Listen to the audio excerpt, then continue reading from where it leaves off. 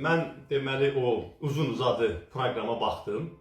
Mənim işim tələb edir ki, bilim ki, İlham Əliyev hansı mövzuda hansı bəyanatları verib və gördüm ki, orada Cənubi Afrikadan gəlmiş bir ekspert ona xəbər çatıb ki, Azərbaycanda pul paylayırlar.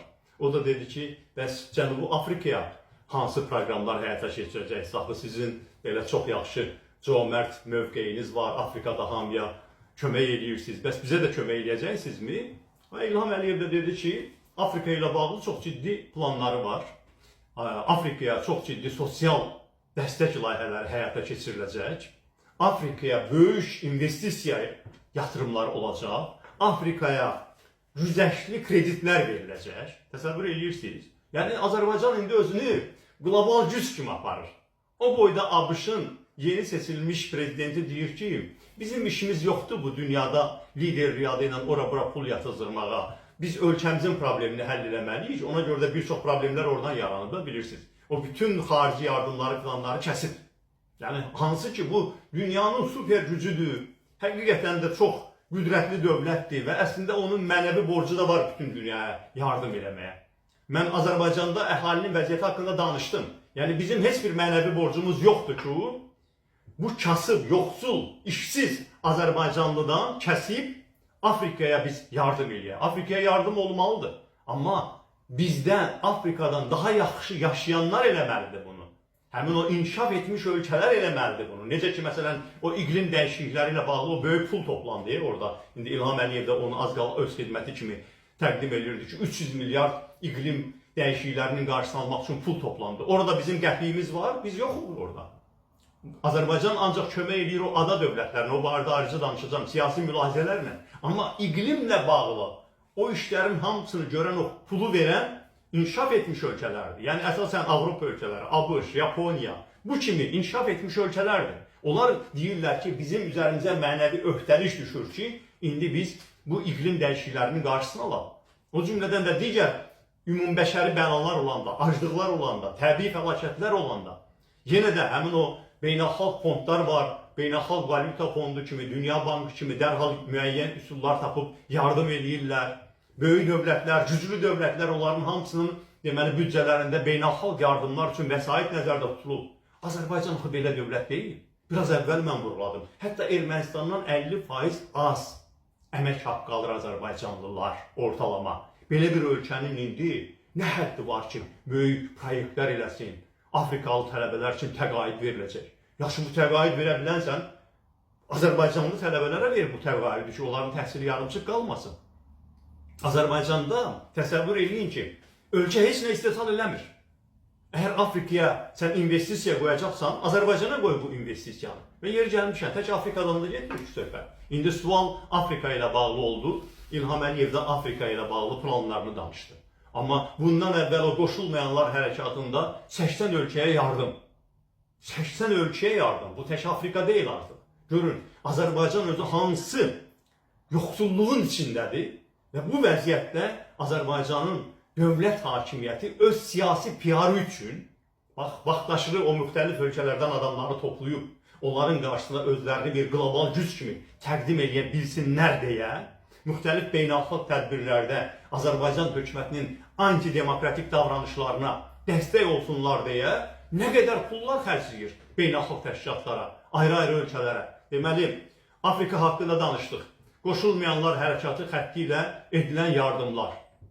Ada dövlətlərinə, demək, COP29 ilə əlaqədar nə var, deməli, onların rəhbərləri gəlsin, statistika artsın ki, deməli, Azərbaycanda 70 min, 80 min dövlət rəhbəri iştirak edir. Aydın məsələdir ki, bütün dünyanın gözü olur böyük 20-likdə, Avropa, ABŞ liderlərində, lap uzaqbaşı BRICS liderlərində, onlar hansı tədbirə gəldi, yoxsa gəlmədi. Əgər bu tədbiri böyük 20-liyin mütləq əksəriyyəti boykot edibsə, o bizim adını da bilmədiyimiz ada dövlətlərinin, 12 min, 50 min əhalisi olan ada dövlətlərinin bizim pulumuzla baş nazirinin, prezidentinin Azərbaycana gəlməsi Azərbaycanın böyük beynəlxalq qələbəsidir.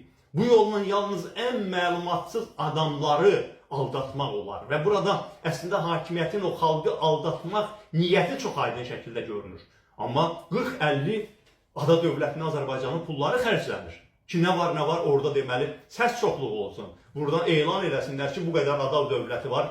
Azərbaycanı filan məsələdə müdafiə elədi. Yalnız buna görə deməli ada dövlətləri də başqa bir istiqamət. Başqa bir istiqamət avtoritar rejimlər. Artıq bunun coğrafiya dəxli yoxdur. Afrikadan ada dövlətlərinə qədər, üstəlik deməli fransız əraziləri, hansılar ki 3-5 dəfə ümumi daxili məhsulu Azərbaycandan çoxdur, ayrıca götürmüş o əraziləri deyirəm. Fransanın daha çoxdur. Deməli, fransız ərazilərini güya biz müdafiə edirik, orada təhsili müdafiə edirik, onlara təqaüd veririk. Hansı ki, dediyim kimi, onlarda 3-5 dəfə bizdən artıbdır ümumi daxili məhsul, qazanc. Eyni zamanda, avtoritar rejimlər bir ucu deməli Kongodan, bir ucu Vietnama qədər, Cibutiyə qədər. Hər yerdə, harada avtoritar rejimlər varsa, Tacikistana, Belarusa qədər. Bütün avtoritar rejimlərin hamısı Azərbaycan hakimiyyət tərəfindən himayə olunur. Nəyə görə? Avtoritarlar klubu çökməsin. Bax, bu Azərbaycanlının, bu sadə Azərbaycanlının hansı marağı var? Bu xalqın hansı marağı var ki, bu avtoritar rejimlər çökməsin? Çöksün, lap yaxşı olsun çöksün. Əsədin rejimi getdi, pis mi oldu? Sabahları Maduranın rejimi də gedəcək. Onsuz da İlham Əliyev nə eləsə də bir gün Madura rejimi də olmayacaq. Lukashenko rejimi də olmayacaq. İmamoğlu Rahmanovun da hakimiyyətinin bir gün sonu olacaq. Deməli, bizim pullarımız görün hara gedir? Həmin o tək partiyalı komünist rejiminin davam elədiyi Vietnamda məktəb tikməyə. Adamdan soruşarlar axı. Bu ölkənin 1500 məktəbi sökülməyə namizəd ikən, rəsmən bunun artıq 400-ünü deməli bağlayacaqlar. 1500 belə məktəb var ikən, uzaq Vietnamda bizim məktəb tikmək nəyimizə yaraşır?